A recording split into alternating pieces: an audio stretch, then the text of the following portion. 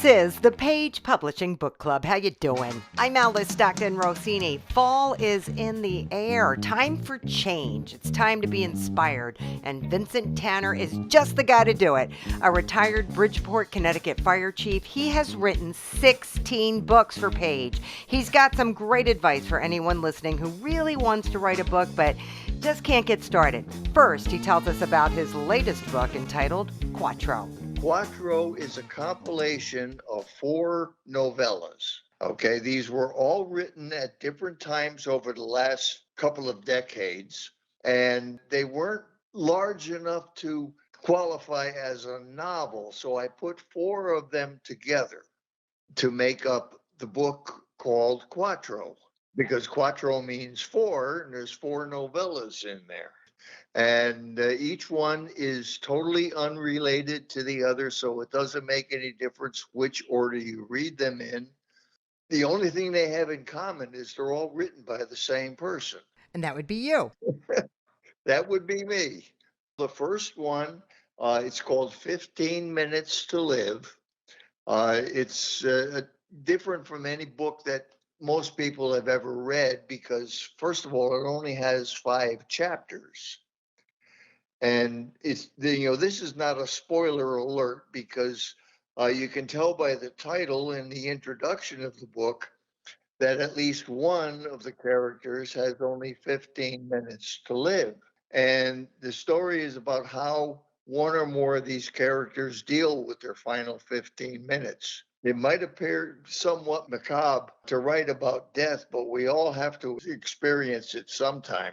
And the prologue asks, what would you do with your 1/4 hour, your 15 minutes, your 900 seconds, if you knew for certain that you had only 15 minutes to live? The second novella is called Hamden Notch. It deals with death in a different light. It's a murder mystery courtroom drama set in a rural town called Hamden Notch, and it involves 3 men enter the woodlands, only one comes out. The story covers the detective work and the murder trial presentations with some unusual twists that lead to the identification of the true murderer. The third chronicle is about a Connecticut family that moves to the town of Phoenixville, Pennsylvania. The daughter narrates the story as the family discovers that home sweet home doesn't want you there. The last of the 4 tales, Crust Heaven, allows readers to travel back in their minds to a time before computers, before cell phones, and even before most homes had televisions. Back when life was simpler, especially when viewed through the eyes of a 9-year-old boy. This is a boy growing up in and around a small family restaurant in the big city. Crust Heaven is a semi-autobiographical story of family, adventure, learning, and growing up in America during the mid-20th century. He goes on a camping trip and he learns all about the woods with his uncle. He has adventures in a haunted house in his neighborhood. And there's very little fiction in this story. Most of it happened at one time or another. So, you're in assisted living. Are you able to do a book signing where you are? Or do you talk about your books where you are? All of my books are in the library here, so people can read them for free. That is so great. Is there a message for your readers? Well, yes, I could give readers and people that might want to write a little bit of information. Okay, anyone can write a book, but not everybody should. That's true. Yes. Some people ask me, how do you do it? I can't even put 2 sentences together. Those people should not write. But if you think you can write, by all means, write and write. And when you're writing, ask people to review your work as you're writing it. You don't wait until you finished it, unless you already have finished it. And have them read your work and listen to what they say. It's very important that you don't go on the defensive if they tell you something is wrong. One of the first books that I wanted to get published, which was the science fiction book, The Wanderers. And people read it and they said it was great. It was wonderful. And, I felt great about that. Then I reread it and something was missing. So I asked other people to read it, but I just, please don't tell me how great you think it is. I already think it's great. I wrote it. I want you to tell me what's wrong with it. And they did. I had to rewrite the book practically, and it was more of what I didn't write than what I wrote. So I would tell people to choose people who love to read and then listen to what they say. And also, if you're writing and you hit a wall, you just don't know where to go with it, stop. Mark off where you leave off. Mark it down, highlight it, skip down several lines, mark it with a clip, whatever. Go on to another part of the story and come back later. Change what you were doing completely. Don't waste your time struggling with writer's block. Where you lost it will come back to you. So you just keep on writing, but never give up. I put one of the books that's in Quattro, and that was Crust Heaven. I put that aside for over 20 years after writing only the first chapter. After I resurrected it, everybody loved it. You just have to keep writing. Oh my gosh, 20 years. That's a long time. But you kept at it. Thanks for the advice, Vincent. A retired assistant principal, James Robert, now works with autistic children. In the summer, he hangs out with his Basset hounds and writes, hence the name of his third book with Paige entitled Buttons, The Basset's Great Adventure. There's two adorable Basset hounds, Buttons and Bubbles is his little sister, and they live in the smallest house on the block, and they have the shortest fence line. And each day they go out and visit, and they have Lola is a friend to the west, and Sadie is a friend to the east, and Vinny is a friend to the north. And each day they visit along the fence line, and Vinny is well traveled, so he knows so much about the world. And so they listen to Vinny's stories and they learn about the world beyond the fence line, which they have never been, because he's a dog of great wealth and privilege, and he's been voted best in breed and very proud of that. And Buttons felt very fortunate to be his friend. So Vinny would tell them stories about different dogs and different breeds and which were friendly and which were not friendly and they shouldn't socialize with. So Buttons has all these images and thoughts about other dogs. And so one day they travel up north with the family. They'd never been outside the fence line, and they're up in northern Minnesota. And a lot of the towns and places people will recognize in Minnesota through the dog's eyes. And they get up to the northern Minnesota, and as they're coming home, the kids leave the door of the van open. And of course, Bubbles, curious, jumps out of the van, and Buttons tries to call him back, but she ventures into the woods, and so Buttons has got to go after her and try to find her and bring her back. And when the family returns to the van, they're heartbroken and they search for hours for them, but they had to return home. And they run into several different dogs along the way that Vinny had warned them about, and a lot of the misconceptions and a lot of the stories that Vinny had weren't true at all. And it's kind of a tale of self-discovery for Buttons. As we grow and we learn about our fence lines from our parents and our friends, they represent our beliefs and our values. And many times the beliefs and values allow us to judge others without really knowing who that person or dog really is. And if we can travel beyond our personal fence lines, we start to see that the world isn't quite what we thought it was. It was what we are in our perceptions. Some of the greatest problems and challenges today that we have, and I see, are that we just know what we hear and through social media and other things, and we don't really venture beyond those fence lines to really learn what the world really is about. And so that's kind of the lesson within the story. And Vinny has told him all about black labs and all about chihuahuas and all the kind of the stereotypes and misbeliefs. And it's kind of a metaphor for people and as we see things. And then each dog has a special skill that gets them back down home, eventually to St. Paul, and reunited with their family. And at the end of the story, he confronts Vinny. Yeah, a little drama there. So, I mean, you're a principal. You must be well known in your community. Are you able to read this book to children? I wanted to encourage kids to write their own stories. So I read at a lot of elementary schools. I just got done reading at Freedom School, which is it's a camp for inner city kids in St. Paul. And I bring the pups along, so that's kind of fun. And what I do is I show them, here is the rough draft, the ideas, and here's the final product. And I encourage them to write their own stories. I give out books and journals and pens and pencils for them, and that's kind of what it's all about. They all have their own stories, and it's something that I think we're losing as a society with all video games and all sorts of things, and kids don't journal or write their stories, and I encourage them to do that. So That's great, James. That's great. What a great idea. yeah, and it's fun. And during the school year, they have a lot of book fairs and stuff at elementary schools.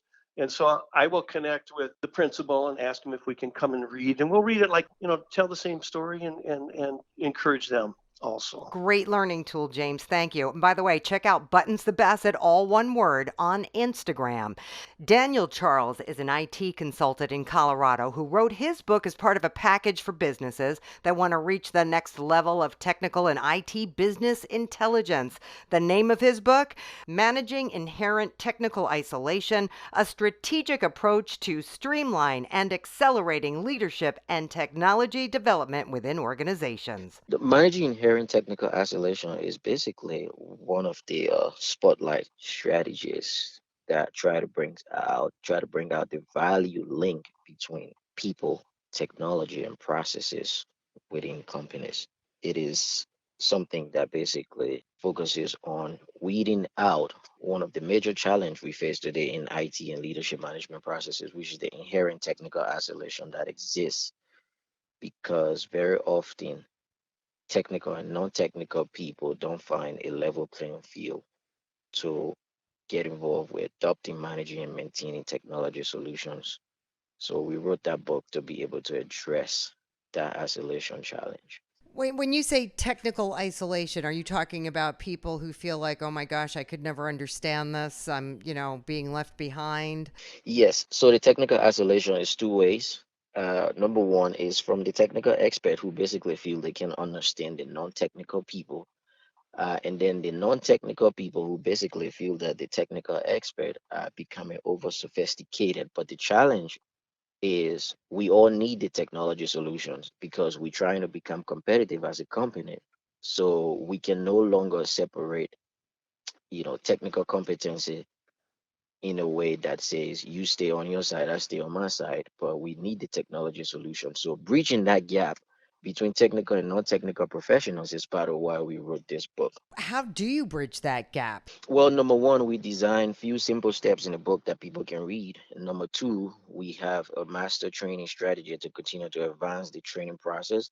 But how we engage with that is making sure that both technical and non-technical professionals have a different orientation to what it really means to adopt, manage, and maintain technology. And number two is driving the business needs into the technology processes that requires both non-technical and technical people to sit down to look at what solution is needed.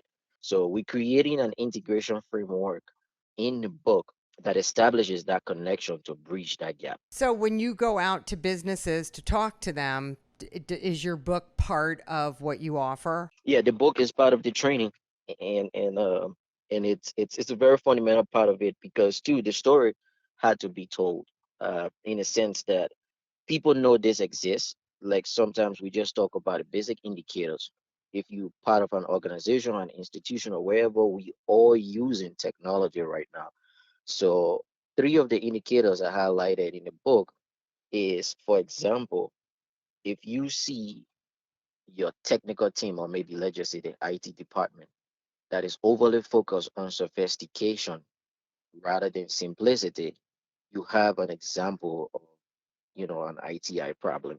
Number two, if you see the uh, company or the IT team focusing so much on technologies and tools rather than people and collaboration, you have an ITI problem. And the final one that is a really big indicator that I get from most people is when you have the maybe I would say the majority of the non-technical workforce being completely irritated with too many IT emails, then you have an ITI problem in the company. Like you have some employees who just be like, man, IT just send this other email. They just send that other email. They just send that other email. We can't even understand what they're doing. So the truth is, the reverse holds true for this. If you have employees receiving multiple emails from the technical team and they know exactly what it is and what to do with it, that means we have addressed some level of ITI issues that's bringing the entire organization along with technology communications. Yes, so it is a big issue, and the funny thing about it, what I like to bring to most people attention right now is there's never been a comprehensive framework to really deal with ITI issue. The first research on this thing was done in 1984, and that basically was just talking about technical people being introvert and non-technical people being more on the extrovert side. But what we needed was the conversation needed to be held to talk about why is it that we having communication challenges between technical and non-technical expert, and what we need to do to eliminate that, since today technology is no longer just about codings and writing and reading strips and all this stuff. Technology really now is a way of life, and companies you are using technology to create competitive advantage and transform their business processes in a way that puts them either ahead of their competitors or bring them on par with the competition. So the book is about, first, bridging the gap. Secondly, creating a enterprise-wide strategic competitive advantage, and then developing continuous collective competency to continue to drive that innovation. All right, Daniel, thank you so much. A victim of domestic violence, Regina Robinson, has a story for every woman. It's entitled, I Fell in Love with Another Woman's Man. True story, right? Yes, I did. I got a lot of regrets. I had a lot of regrets behind that. When he approached me and he said he had a roommate, him and his girlfriend wasn't together, and I fell for the okie dokie. It was a lie. They was together. I'm telling women, you gotta know how to turn the other shoulder, and you gotta know how to respond to the nonsense when these men approach us with nonsense. Yeah, he told me he wasn't with his ex girlfriend, but in fact he was. I was like, okay. We just started dating, and I found out that she called me. That wasn't true. And I feel like in life, everybody has a true story to tell that needs to be heard. I took her mistake. I took her problem. Did he leave her for you? Yes, he did. And how did that turn out? It was chaos. It was so much drama. He was very abusive. He was very verbal abusive. So you ended up having his baby? Yes, ma'am. I had 2 kids with him. I learned a lot. You know, I learned. I went to jail and everything. It was a lot of drama. You went to jail? Yes. Why? What did you do? Because he was so verbally abusive to me. I did something I shouldn't have did. I stabbed him, but I didn't do it really bad. But I did. I threw a couple knives at him. He was so verbal. I caught and I got this in my book. I caught 2 assault batteries. I couldn't do nursing for 8 years. Oh, Regina, I'm so sorry. Yeah, I was younger. When we learn from our mistakes, and I'm telling, and so many women has been telling me, Regina, your story it's helping. My story has helped so many women. I had a book signing. It was people crying in my book signing. People telling me I'm their inspiration. My story, it's an old story, but it's new to many people that's going through exact same thing that I went through. Yes, and I've been on a big podcast show here in Grand Rapids. I'm gonna give myself a book tour next year. My pastor, she's giving me a book signing October the 8th, and it's gonna be for only women only. It's gonna be a women's conference. Everyone can come out. They can sign my book. I can talk to them, let them know about my story, and I'm as I go, I'm selling my books everywhere. I'm doing really good. Oh, Regina, that's so great to hear. You're doing good because you're really getting behind it and you have an amazing story. Like, this is the kind of story, you see on TV. You can't believe it's for real. Thank you. And actually, Alice, I want to let you know. when I my book is based, it's like a movie. So I actually act out the scenes of my book. I got photos. I call it my deranged photo shoot. You know what I'm saying? I learned by watching the movie stars like Taraji P. Henson. And I've been acting, I act out a couple of scenes of the book, and a lot of people are talking about investing in me, and all because of this one book. You know, life is what we make of it. And I took this one book and I'm making it like a movie. Good for you, Regina. Thanks so much. Mary Jo Pay made a real difference in the life of her stepson, Tracy. She talks to us about his book entitled I'm Still Here, a glimpse into my life as a drug addict. I'm the one that helped him author the book. Is he okay? He's okay, but he was a drug addict for 42 years. He's very shy. And so I just don't think he could handle a phone call. Tell me what happened. The book is a glimpse into his life as a drug addict and his journey back through Christ. He actually started on drugs at 9 years old. He had a sister, Sandy, and she was on drugs, and she got every one of his family members on drugs. Oh, their drug of choice ended up being heroin. He was a member of Seven Living Children, and he grew up in a small town in northern Utah. And his dad worked for Geneva Steel, U.S. Steel, and his mom worked as a pharmacy tech, which would prove problematic where her whole family was on drugs. She actually started stealing drugs and giving them to her own children. He made it to the 11th grade, and then he had to drop out of school. And then what they did as a family is every job that they ever worked, they worked it so that they could get drugs. When did you come into his life? Well, I came into his life in 2010, and I married his dad after his mom had died. He also had two other members of his family die. It was like in a 6-month period, he had three people die in his family. And how were you able to help him? I really didn't know what was going on. We'd already had Tracy move in because he had kidney problems from a prior suicide attempt where he took Drano. Well, how I actually helped him, though, is by giving him a roof over his head. And then in the coming years, I was able to find an apartment for him. Of course, he lost it through drug use and he went to jail. Then he was homeless, but I always kept in contact with him. What finally turned him around, Tracy had a journey towards Christ. He always loved Christ and he wanted to know more about Christ. So the book is kind of like his journey to Christ. He had learned to pray for the Spirit of the Holy Ghost, and it saved him on the streets many times. Well, he was homeless, living behind a church, and the Spirit of the Holy Ghost said, "Tomorrow is Sunday, go to church." And he went in and talked to the bishop, and the bishop put him in touch with Nathan. He was a service missionary for the church. He was helping take homeless off the streets. And he put him into a 12-step program, as well as a family home evening group where he would learn more about Jesus Christ. We want to get this book with counselors. We want it to be in everyone's home. It's a little 7 by 9 inch book, 130 pages.